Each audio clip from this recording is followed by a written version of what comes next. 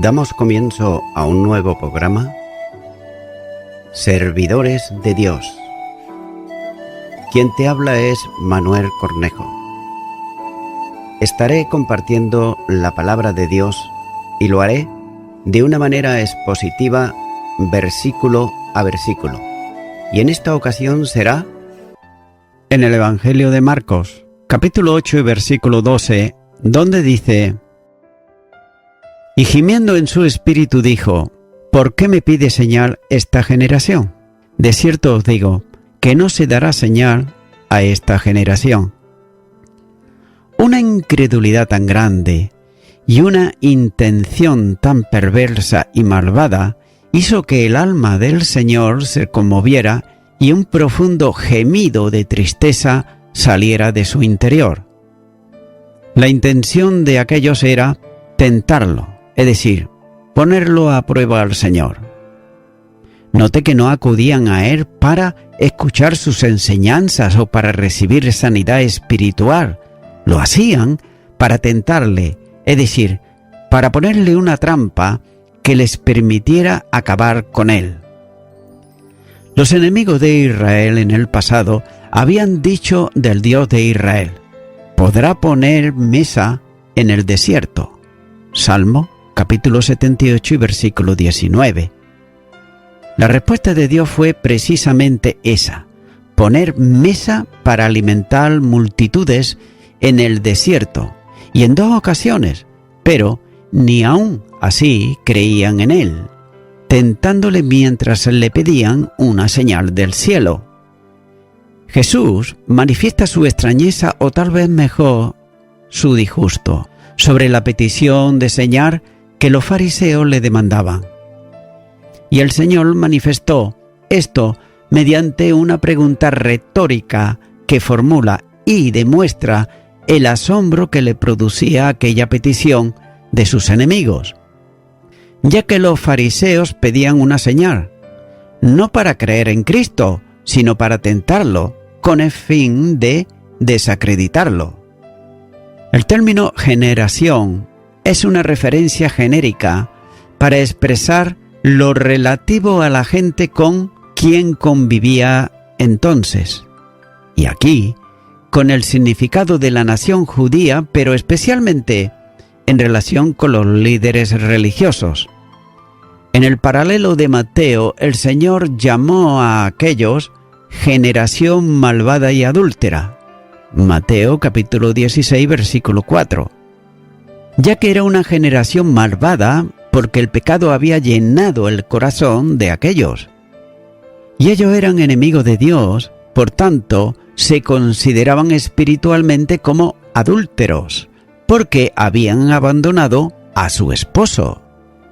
La perversidad llenaba de tal manera a los fariseos que los convertía en enemigos de Dios, negando a su Hijo enviado y buscando con astucia un motivo para acusarle y condenarlo, ya que hacía tiempo que buscaban la muerte del inocente. Por otro lado, pecado gravísimo en contra de la ley de Dios.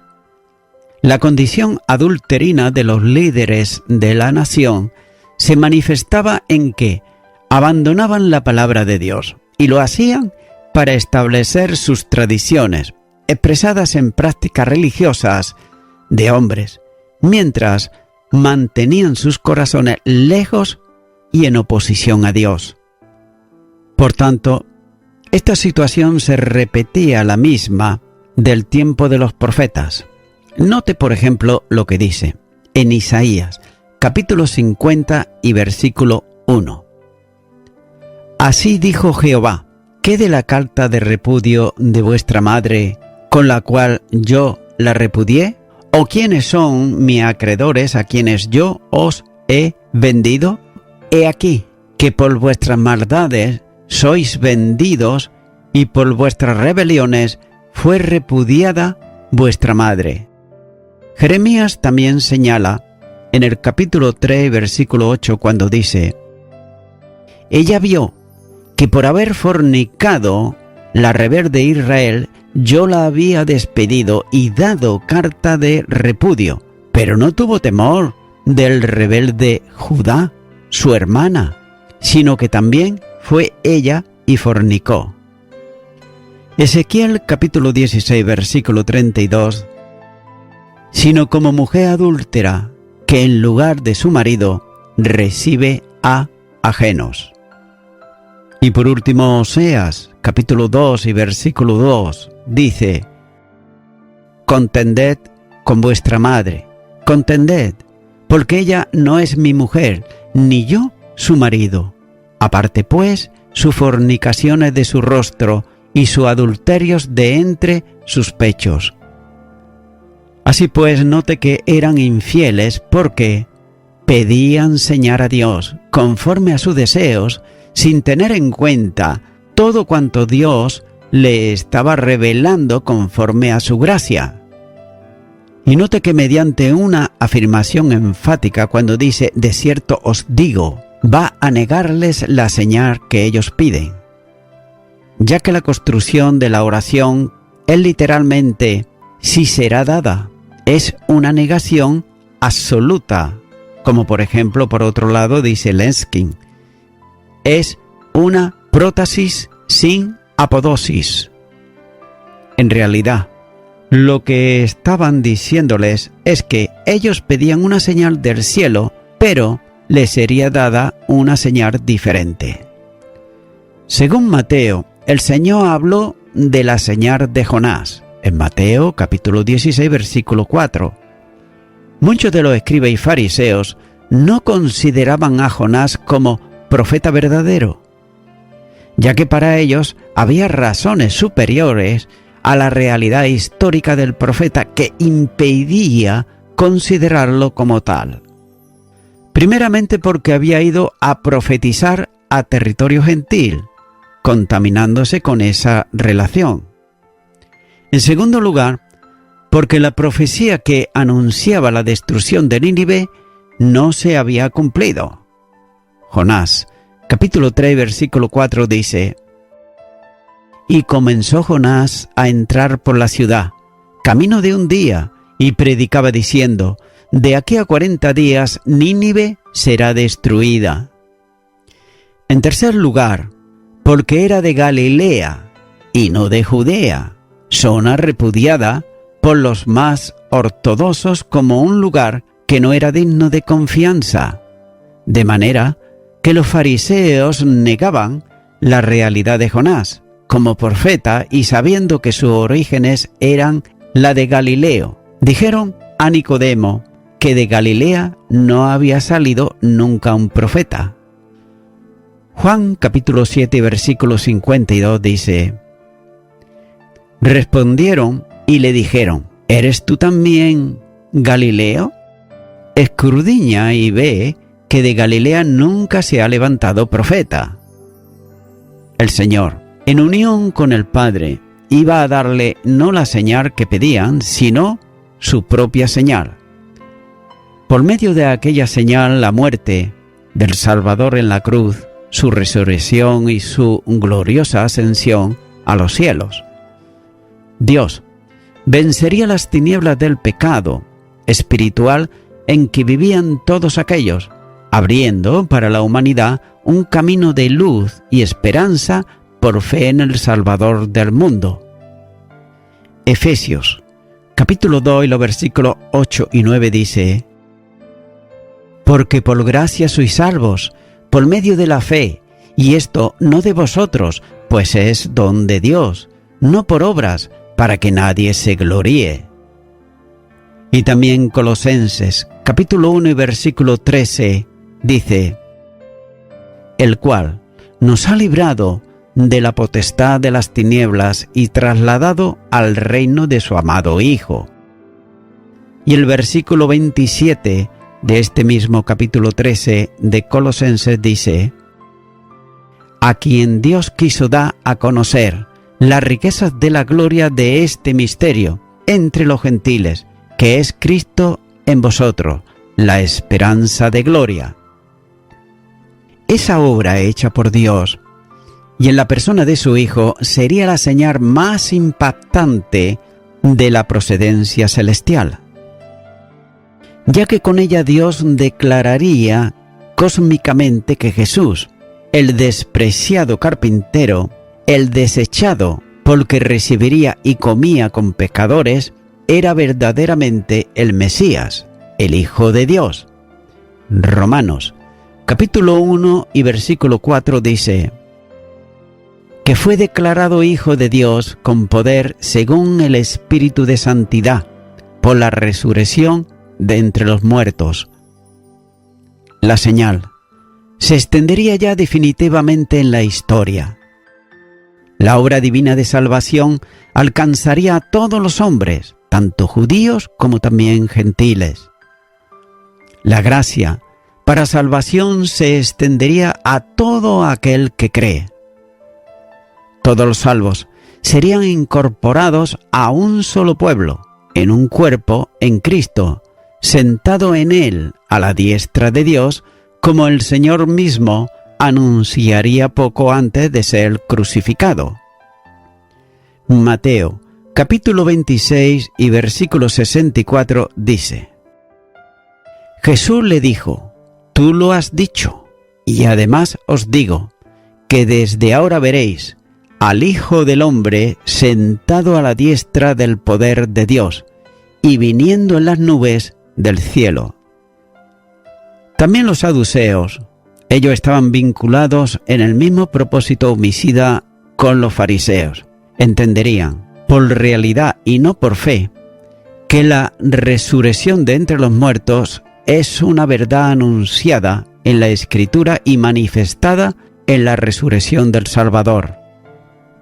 Esta resurrección echaría por tierra toda su perversa enseñanza. Esta es la definitiva y completa señal del cielo que le sería dada. Continúa ahora con el versículo 13, donde dice: y dejándolos, volvió a entrar en la barca y se fue a la otra ribera. Habiendo dado respuesta a la pretensión impía de los fariseos, el Señor puso en práctica lo que había enseñado a sus discípulos en varias ocasiones. En el Sermón del Monte le había dicho que hay un tiempo de consideración y atención con los que no entienden la verdad, pero cuando ya se convierten en pertinaces y además peligrosos, no debe dedicárseles tiempo alguno, porque sería como echar perlas a los cerdos. Mateo, capítulo 7 y versículo 6 dice: no deis lo santo a los perros, ni echéis vuestras perlas delante de los cerdos, no sea que las pisoteen y se vuelvan y os despedacen. Más tarde, reiteraría esta enseñanza a los 12, refiriéndose a los que se vuelven recalcitrantes y contumaces. Es por tanto necesario dejarlos. Como les dijo, dejarlos, son ciegos, guía de ciegos. Mateo capítulo 15 y versículo 14. Y note que el Señor otra vez embarcó, y lo hizo para iniciar otra travesía del mar de Galilea. El adverbio de modo, de nuevo, es decir, nuevamente, debe unirse a la forma verbal embarcando, y no a la forma verbal que antecede dejando. Si se uniese a este último verbo significaría enseguida, mientras que si se une al segundo equivale a otra vez, es decir, de nuevo, que es el sentido más propio de la cláusula. Marcos, por tanto, se refiere a un nuevo viaje por el mar de Galilea.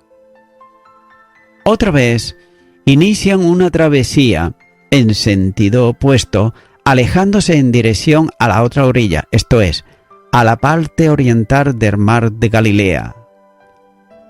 El tiempo que Dios da como regalo debe ser aprovechado para servir a Dios y servir también al prójimo.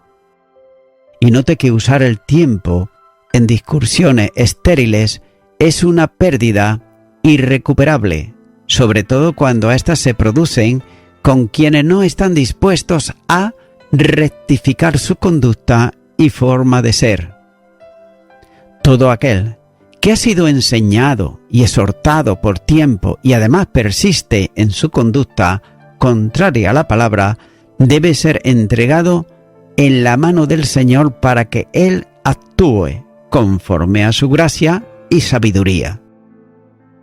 Continúa ahora con el versículo 14, donde dice: habiendo olvidado de traer pan, y no tenían sino un pan consigo en la barca.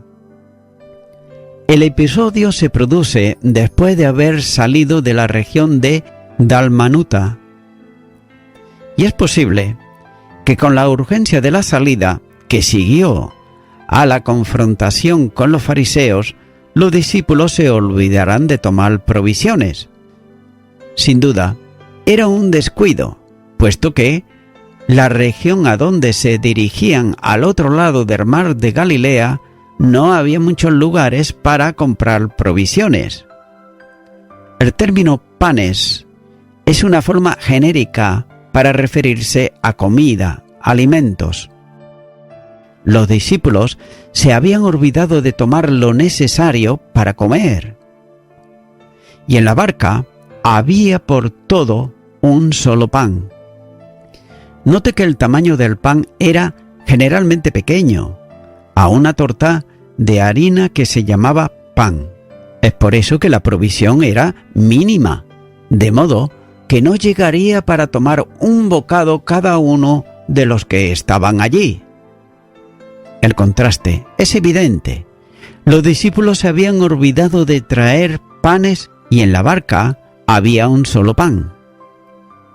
A la luz del relato paralelo de Mateo, el olvido de la comida se descubrió al llegar al otro lado del lago. Mateo, capítulo 16, versículo 5 dice: llegando sus discípulos al otro lado, se habían olvidado de traer pan. Es posible que cuando desembarcaron se dieran cuenta de que habían olvidado traer el pan. Continúa ahora con el versículo 15, donde dice: y él les mandó diciendo: mirad, guardaos de la levadura de los fariseos y de la levadura de Herodes.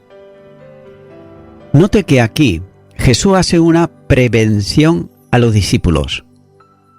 Y la expresión es firme. La establece como un mandamiento. Ya que esta fórmula con el imperfecto encarga, es decir, ordena, antecedido por la conjunción que da la impresión de que es una expresión final a un discurso de enseñanza que probablemente tuvo lugar durante la travesía. Es muy posible también que mientras navegaban estuviesen hablando del incidente con los fariseos y la petición que formulaban al Señor pidiéndole una señal del cielo. Si fuese así, este sería el epílogo a lo dicho antes. Por otro lado, la construcción de la segunda cláusula se inicia con una forma redundante que literalmente sería mirad, es decir, mirad, ya que el pensamiento del Señor estaba aún en la pregunta tendenciosa de los fariseos, a los que acompañaban, según Mateo, los saduceos. La conducta de los fariseos estaba llena de hipocresía y también de mentira. Esa es la razón de la amonestación que el Señor hace a los 12, a fin de que no se dejen sorprender por la enseñanza de ellos. Para esta advertencia utiliza un dicho parabólico sobre el cuidado que debían de tener de la levadura de los fariseos y con la de Herodes. Note también que los rabinos utilizaban el término levadura para referirse a las malas inclinaciones de los hombres. No era, por tanto, una referencia al sistema de la enseñanza de aquellos dos, tanto del grupo fariseo como de Herodes, sino más bien a lo que lo identificaba entre sí, es decir, al odio y al deseo de dar muerte al Hijo de Dios. Por otro lado, note que la levadura es siempre en la Escritura la figura de corrupción y pecado, y en la ley como algo simbólicamente impuro. Veamos.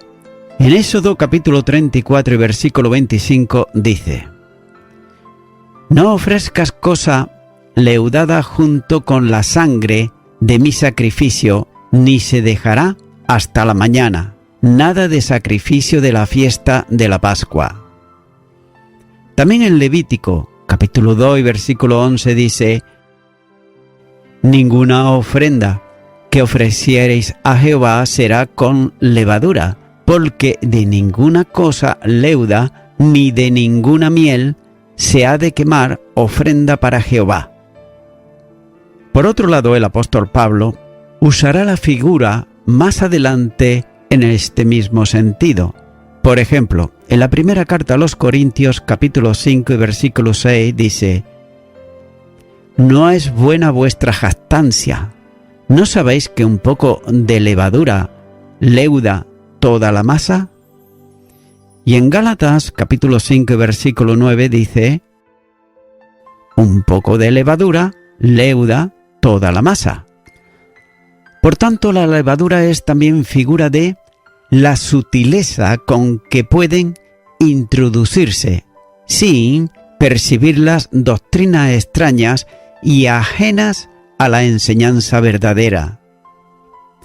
Es por eso que el Señor llama a los discípulos a una disposición de atención sobre la pecaminosidad de los fariseos y también de Herodes.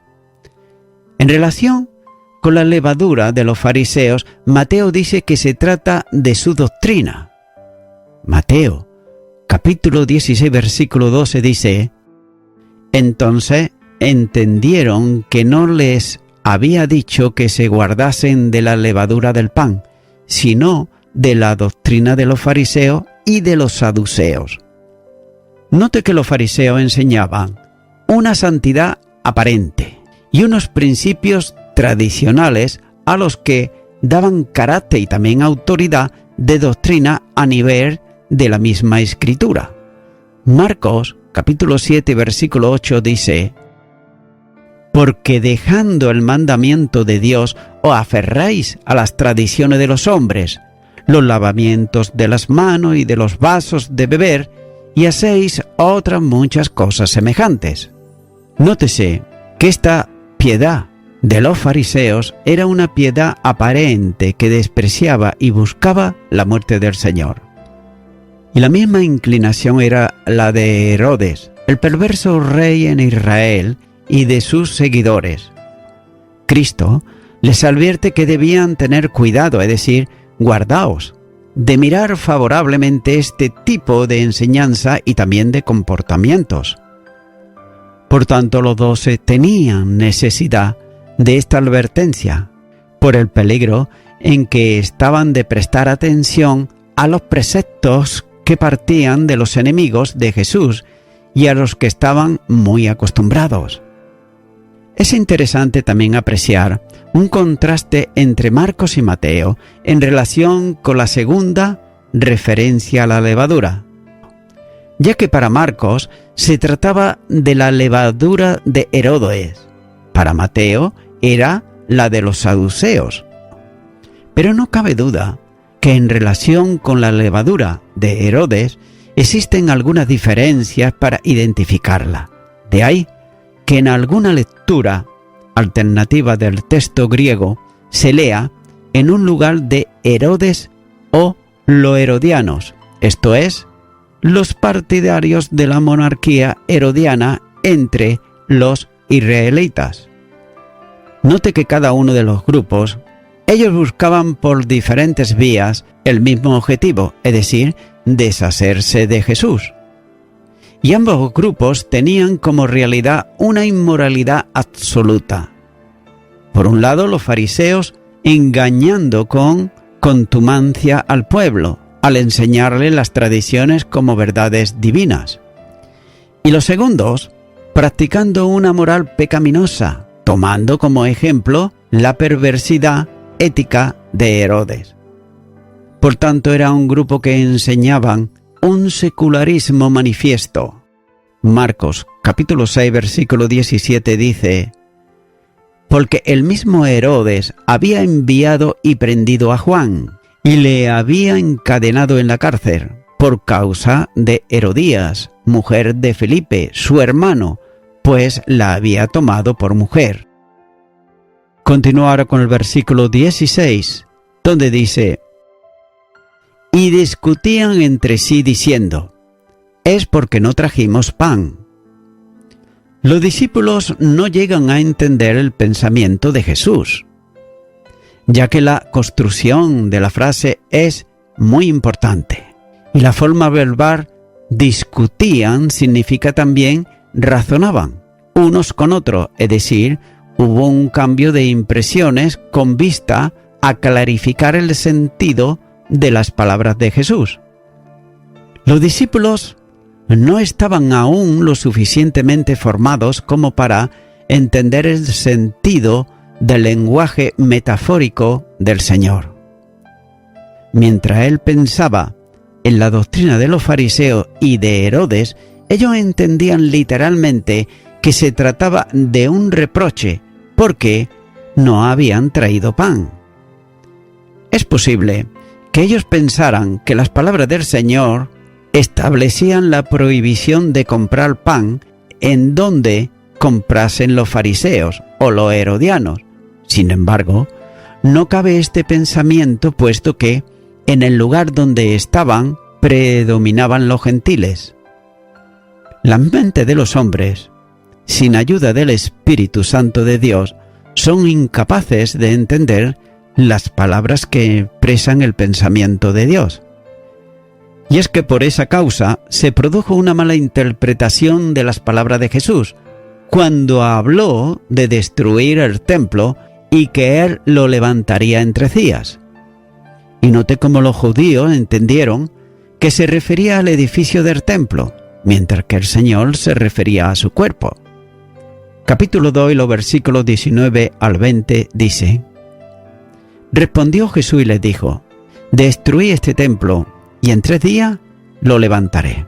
Dijeron luego los judíos: en 46 años fue edificado este templo, ¿y tú en 3 días lo levantarás? De ese mismo modo ocurrió también con Nicodemo, que entendía que el nuevo nacimiento del que hablaba Cristo tenía que ver con nacer físicamente otra vez. Juan, capítulo 3, los versículos 3 y 4 dice: respondió Jesús y le dijo: de cierto te digo que el que no naciere de nuevo no puede ver el reino de Dios. Nicodemo le dijo: ¿cómo puede un hombre nacer siendo viejo? ¿Puede acaso entrar por segunda vez en el vientre de su madre y nacer? También la mujer samaritana no entendía lo que el Señor le hablaba sobre el agua de vida, confundiéndolo con el agua natural. Juan, capítulo 4 y los versículos 10 al 12 dice: respondió Jesús y le dijo: si conocieras el don de Dios y quién es el que te dice, dame de beber, tú le pedirías, y él te daría agua viva. La mujer le dijo: Señor, no tienes con qué sacarla, y el pozo es hondo. ¿De dónde pues tienes tú el agua viva? Así también la confusión sobre el comer la carne de Jesús, entendida literalmente por los judíos, cuando dice en el Evangelio de Juan capítulo 6 y los versículos 51 al 52: yo soy el pan vivo que descendió del cielo. Si alguno comiere de este pan, vivirá para siempre, y el pan que yo daré es mi carne, la cual yo daré por la vida del mundo. Entonces los judíos contendían entre sí diciendo: ¿cómo puede éste darnos a comer su carne? Los discípulos pensaban que el Señor les reprendía por no haber traído pan y les amonestaba para que no lo comprasen con el tipo de levadura que usaban los escribas y Herodes. Ahora bien, se puede preguntar, ¿pensaban los 12 que Jesús estaba disgustado con ellos porque solo tenía un pan? Es posible, en cuyo caso, otra vez más, la memoria histórica de los discípulos estaba olvidando las 2 multiplicaciones de los panes y de los peces. Todo cabe en la mente de quien razona las cosas del Señor con la comprensión de cosas de hombres. Y voy concluyendo con esto. Por fin los discípulos entendieron que no les había dicho que se guardasen de la levadura del pan, sino de la doctrina de los fariseos y de los saduceos, ya que la levadura de los fariseos era la hipocresía de ellos. También bastante de los judíos tampoco entendían las enseñanzas de Jesús, ya que le había sido enseñada una falsa enseñanza y no la auténtica palabra de Dios. Amigo y amiga oyente, quizás tú no entiendas, como los judíos también muchas veces, la palabra de Dios, tal vez debido a que lo que te enseñaron los religiosos o lo que tú crees por tu cuenta no da respuesta alguna a la necesidad de tu alma. Pero fíjate lo que dice la misma palabra de Dios. En el Evangelio de Juan, capítulo 14, versículo 6, Jesús dice: Jesús les dijo: Yo soy el camino y la verdad y la vida, y nadie viene al Padre sino por mí. Amigo y amiga oyente, ¿crees tú esto que dice Jesús? Si es así, yo te invito a que tú ores conmigo una oración de fe y repitas ahí a donde estás y digas: Señor Jesús, es cierto que no entiendo muchas cosas, pero sé que tú eres el enviado de Dios, que tú eres el Mesías, que tú eres el Salvador del mundo, que tú morites en la cruz del Calvario por mis pecados y por mis delitos, pero también creo que tú resucitaste de entre los muertos. Te pido perdón por todos mis pecados y te acepto ahora como mi Salvador. En el nombre de Jesús. Amén.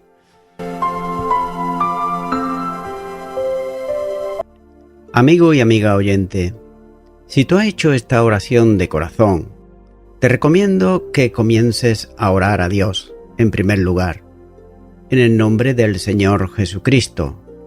Orar a Dios no es rezar, sino que es hablar con una persona.